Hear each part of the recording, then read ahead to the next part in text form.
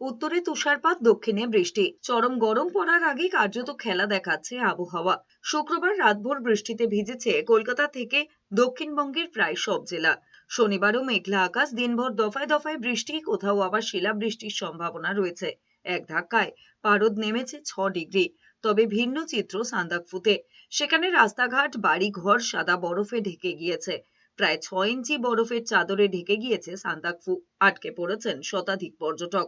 পাশাপাশি উত্তর ও পূর্ব সিকিমেও তুষারপাত চলছে। লাচেন থেকে ছাঙ্গু, গুরুদংমা একাধিক গুরুত্বপূর্ণ রাস্তা প্রবল তুষারপাতে বন্ধ হয়ে গিয়েছে। অচল হয়ে পড়েছে 0 পয়েন্ট। যদিও চুংতাং থেকে লাচুং যাওয়ার রাস্তা খোলা রয়েছে। হাওয়া অফিস জানিয়েছে, পশ্চিমী ঝঞ্ঝার প্রভাবে রাজ্য জুড়ে এই আকস্মিক পরিবর্তন।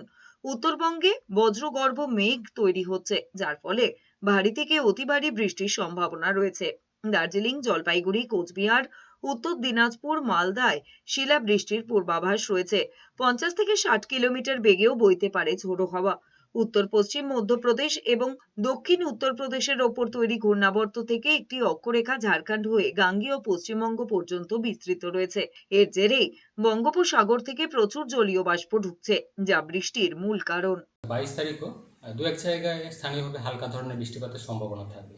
তবে যেটা চলছে এটা প্রভাবটা অনেকটাই কমে যাবে।